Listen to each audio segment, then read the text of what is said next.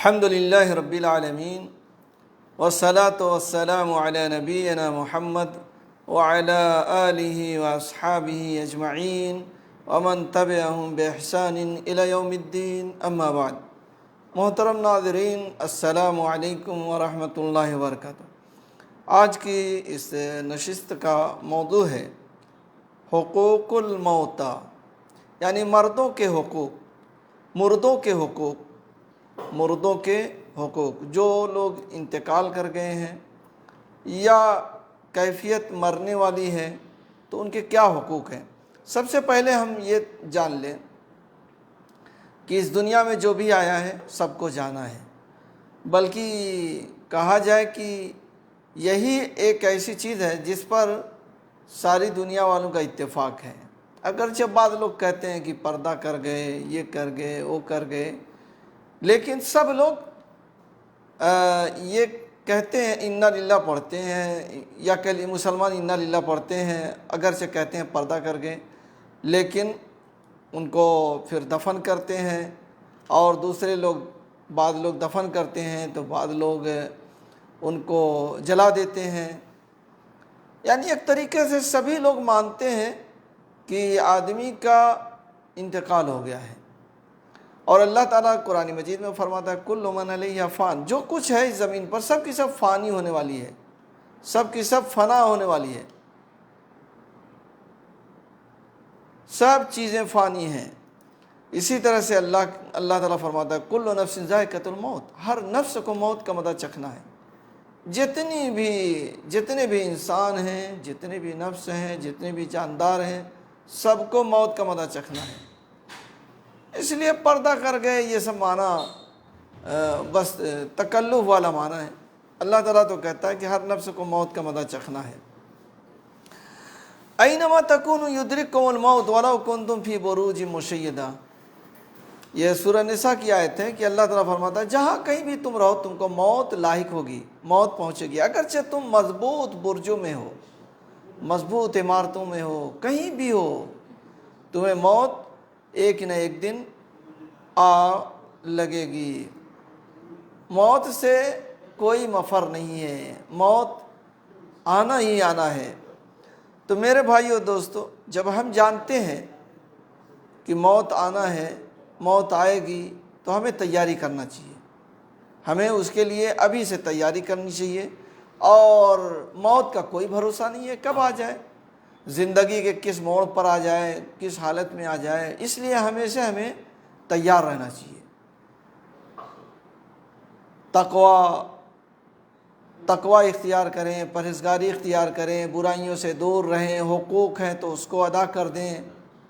ورنہ موت کا کوئی بھروسہ نہیں ہے۔ کسی کا قرض گردن پر لے کے جائیں، کسی کی زمین جائیداد پیسہ گردن پر لے کے جائیں تو پھر جہنم سے چھٹکارا نہیں ہے۔ تو آج میں کچھ ایسی باتیں بتانے والا ہوں۔ سب سے پہلے تو یہ ہے کہ جب کسی کے پاس موت آنے والی ہے، قریب ہے یا جاں کرنے کی حالت میں ہے، تو اس کو کم سے کم کلمہ پڑھا دینا چاہیے، اس لیے کہ اللہ کے نبی صلی اللہ علیہ وسلم فرماتے ہیں کہ جس کا آخری کلمہ لا الہ الا اللہ رہا وہ جنت میں داخل ہوا۔ من کان آخر کلام لا الہ الا اللہ دخل الجنہ۔ تو اسے ہمیں کلمہ توحید کا اقرار کرا لینا چاہیے تاکہ اس کا آخری کلمہ کلمہ توحید ہو، اور پھر جب وہ انتقال کر جائے تو اس کی آنکھوں کو یعنی بند کر دیں، اس لیے کہ آنکھ روح کا پیچھا کرتی ہے، آنکھیں کھلی ہوتی ہیں، آنکھوں کو بند کر دیا جائے، جسم کو ڈھانک دیا جائے، پھر ان کو جو ہے غسل دیا جائے، تکفین کا عمل کیا جائے، یعنی غسل دے کر کے کفن وغیرہ ان کو پہنایا جائے، اور اس میں اگر کسی کو انہوں نے وصیت کی ہے تو وہ آئیں آگے، اور نہیں تو میت کے جو گھر والے ہیں وہ لوگ ان کو یعنی غسل وغیرہ دیں، کفن وغیرہ پہنائیں، اور کفن بھی ان کے مال سے ہو، یعنی ان کے گھر والے ہیں تو ٹھیک ہے اپنی طرف سے وہ دے دیں، نہیں ہے تو جو ان کا مال ہے اس میں سے دیا جائے۔ اور 5ویں نمبر پر نماز پڑھی جائے، یعنی اگر ان کو کفن وغیرہ پہنا دیا گیا ہے، غسل دے دیا گیا ہے، تو اب ان کی نماز پڑھی جائے۔ اور نماز کے سلسلے میں اللہ کے نبی صلی اللہ علیہ وسلم کا فرمان ہے کہ ما من مسلم یموت فیصلی علیہ 40 رجلا لا یشرکون باللہ الا شفعهم اللہ فیہم۔ یہ مسلم شریف کی روایت ہے، اور دوسری جگہوں پر یہ روایت موجود ہے کہ جو مسلمان انتقال کرتا ہے اور اس پر 40 لوگ نماز پڑھتے ہیں، اور ایسے 40 لوگ جو شرک نہیں کرتے، جو یا جبریل المدد کا نعرہ نہیں لگاتے، صرف اللہ کا نعرہ لگاتے ہیں، یا غوث المدد کا نعرہ نہیں لگاتے، تو ایسے لوگ جب اس پر نماز پڑھتے ہیں اور اللہ سے شفاعت کرتے ہیں تو اللہ تعالیٰ ان کی سفارش کو قبول کرتا ہے۔ 6 نمبر پر ان کو نماز جنازہ کے لیے جلدی کیا جائے، اور نماز جنازہ کے لیے ان کو جلدی جلدی لے کے جایا جائے۔ اور اس سلسلے میں ایک حدیث ہے کہ اللہ کے نبی صلی اللہ علیہ وسلم فرماتے ہیں اسرعوا بالجنازہ فإن تکن صالحہ فخیرا تقدمونہ الیہ وإن تکن سواء ذلک فشرا تدعونہ عن رکابکم۔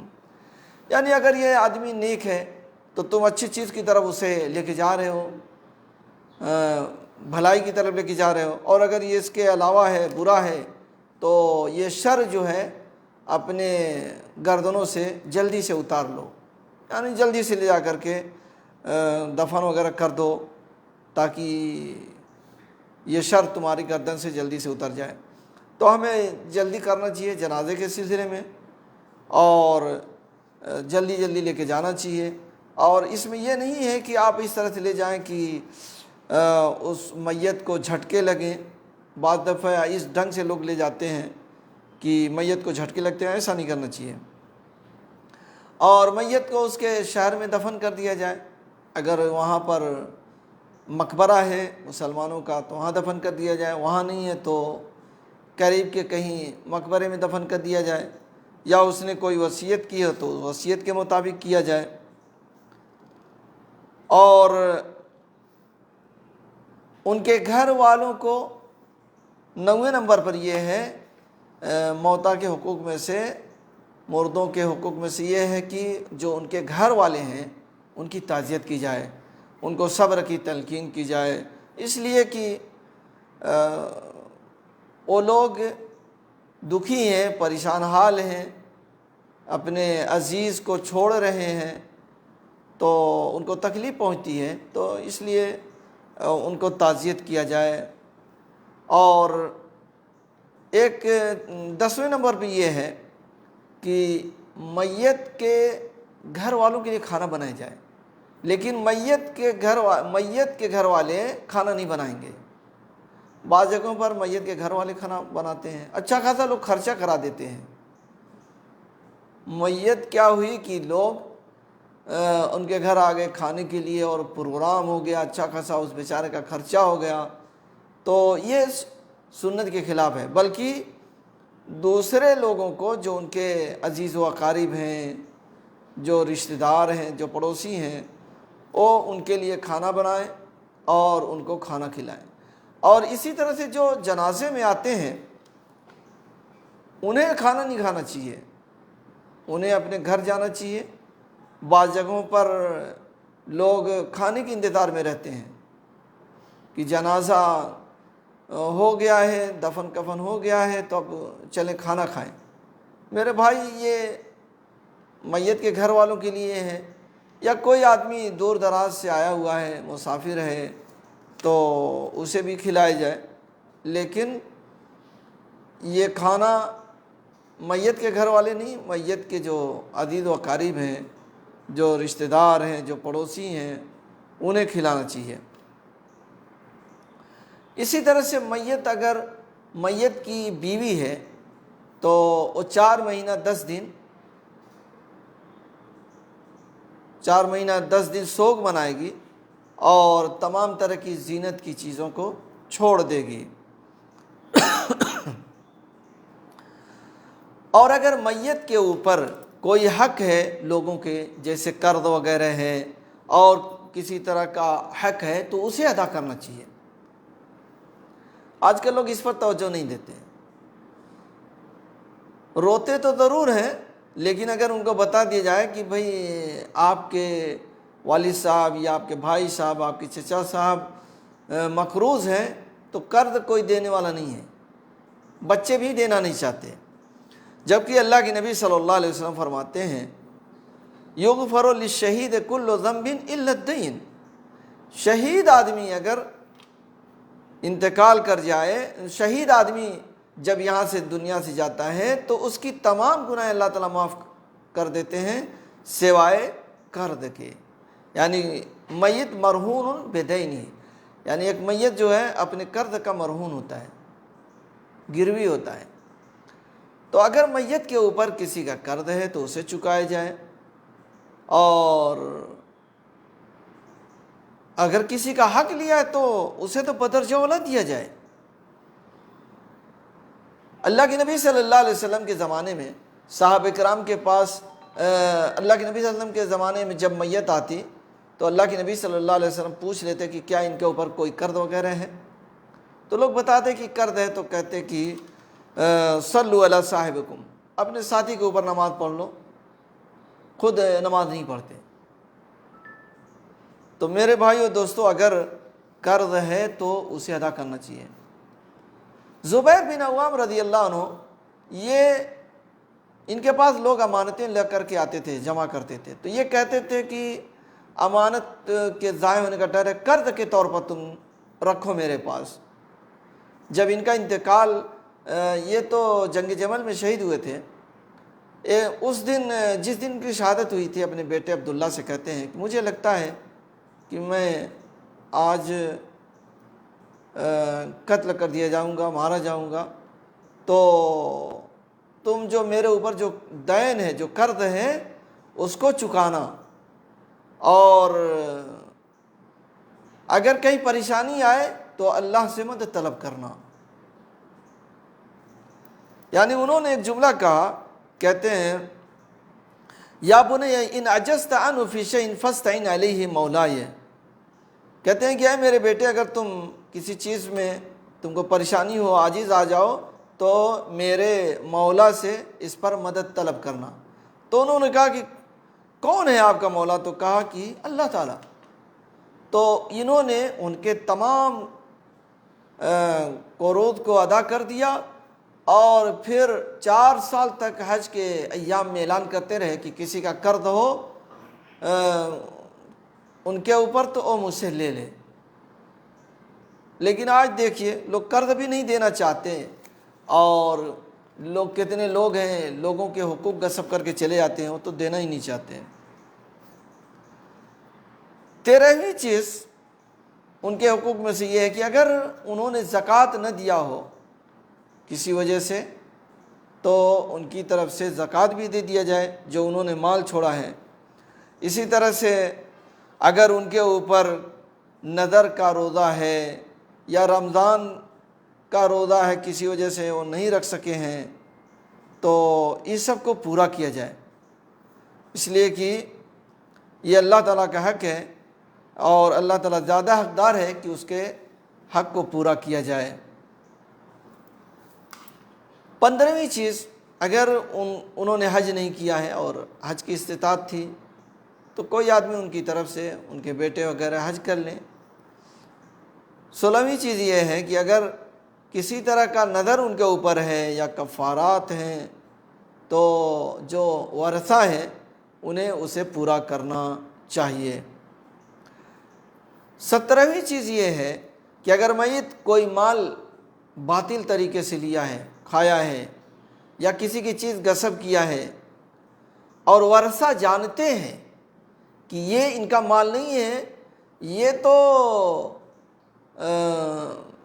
بہنوں کا حق ہے جس کو میرے باپ مار کر کے لے لیے ہیں، کھا لیے ہیں، بہنیں مانگتے رہیں دیے ہی نہیں، تو ان ورثہ کو وہ مال ان تک پہنچانا چاہیے، تاکہ آپ کے والد بھی بری ہو جائیں، آپ بھی بری ہو جائیں۔ نہیں پہنچائیں گے تو آپ کے والد بھی پکڑے جائیں گے، آپ بھی پکڑے جائیں گے، اس لیے کہ اگر آپ جانتے ہیں کہ کوئی آدمی چوری کا مال لا کے دے رہا ہے اور آپ جانتے ہیں کہ چوری کا ہے، تو آپ بھی اتنی بڑے مجرم ہیں جتنا بڑا وہ مجرم ہے۔ 18ویں چیز یہ ہے کہ اگر میت نے اپنے مال میں سے کچھ میراث کسی قریبی کو دے دیا ہے اور انہوں نے مطلب یہ سوچ کے نہیں دیا ہے کہ میرے ورثہ جو ہے فقیر ہو جائیں، یا ان کو تکلیف دینے کے لیے، ان کو تنگی میں ڈالنے کے لیے نہیں دیا ہے، تو اس کو پورا کرنا چاہیے اگر وہ ورثہ میں سے نہیں ہے۔ اس لیے کہ اللہ کے نبی صلی اللہ علیہ وسلم کا فرمان ہے لا وصیت لوارث، وارث کے لیے تو وصیت نہیں ہے، لیکن وارث نہیں ہے اور ان کو کچھ وصیت انہوں نے کیا ہے، جیسے 1/3 حصہ مال کا یا اس سے کم حصہ وصیت کر سکتا ہے، اور ایسا انہوں نے کیا ہے تو اسے نافذ کرنا چاہیے۔ اگر انہوں نے اس وصیت میں اپنے ورثہ کو تکلیف پہنچانا نہیں چاہا ہے، بعض لوگ تکلیف پہنچانا چاہتے ہیں، مثلا بیٹے موجود ہیں اور سب جو ہے زمین جائیداد پوتے کو وصیت کر دیے، کیوں ایسا کر رہے ہیں؟ بھئی جس کا حق ہے اس کو اس تک پہنچنا چاہیے، وصیت کرنا ہے تو، یا کہہ لیجئے کہ ہبہ کر دیتے ہیں، بعض لوگ ہبہ کر دیتے ہیں۔ بھئی ہبہ کرنا ہے تو آپ دیکھ لیں کہ کسی کا حق تو نہیں مار رہے ہیں آپ، اور اگر ورثہ تیار ہو تو پھر کوئی بات نہیں ہے، ہر کوئی تیار ہو تو پھر کوئی بات نہیں ہے۔ 21ویں چیز یہ ہے کہ مرنے کے بعد میت کے گھر والے غمی کا اظہار کر سکتے ہیں، کوئی حرج نہیں ہے، تو اچھی بات ہے، غمی ہوتی ہے، لیکن سینہ پیٹنا، چہرے پر مارنا، گلا اور کپڑا پھاڑنا، یہ سب چیزیں جائز نہیں ہیں۔ رو رو کر کے ان کی خوبیاں بیان کرنا، یہ سب چیزیں جائز نہیں ہے میرے بھائیو دوستو، اس لیے یہ سب نہیں کرنا چاہیے۔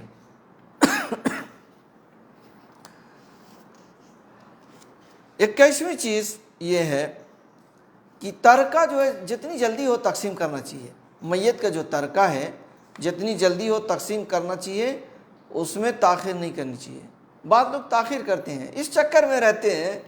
کہ کچھ لوگ مر جائیں تاکہ ان کا کچھ حق کھانے میں آ جائے، خاص طور سے بہنیں وغیرہ مر جائیں تو پھر نہیں دینا پڑے گا، کہیں گے کہ بھئی بہن تو ہے نہیں تو آپ کیسے آؤ گے لینے کے لیے۔ حالانکہ اگر بہن باپ کی زندگی میں موجود تھی پھر انتقال ہوا تقسیم سے پہلے، تو پھر تو اس کے جو ورثہ ہیں اس میں تقسیم ہوگا، یعنی اس کے بیٹے ہیں، بیٹیاں ہیں، شوہر ہیں، جیسے شوہر ہے، بچے ہیں تو شوہر کا 1/4 ہو گیا، اور بچے ہیں تو بقیہ مال جو ہے لڑکیوں کا 2 گنا لڑکے لے لیں گے، تو اس طرح سے وہ تقسیم ہوگا، اور جتنی جلدی ہو تقسیم کر دینا چاہیے۔ 23ویں چیز یہ ہے کہ میت کے لیے دعائے مغفرت کریں اور صدقہ خیرات کریں ان کی طرف سے، اور ان کے جو اقارب ہیں ان کو ملائیں، جو بھی اقارب ہیں ان کو ملائیں۔ اس طریقے سے یہ چند باتیں یعنی مردوں کے تعلق سے تھیں، اور بھی بہت سی باتیں ہیں، انشاءاللہ پھر کسی وقت بعض باتیں رکھی جائیں گی۔ اللہ تعالیٰ سے دعا ہے کہ اللہ تعالیٰ ہم لوگوں کے حقوق ادا کرنے کی توفیق عطا فرمائے، آمین۔ وآخر دعوانا الحمد للہ رب العالمین۔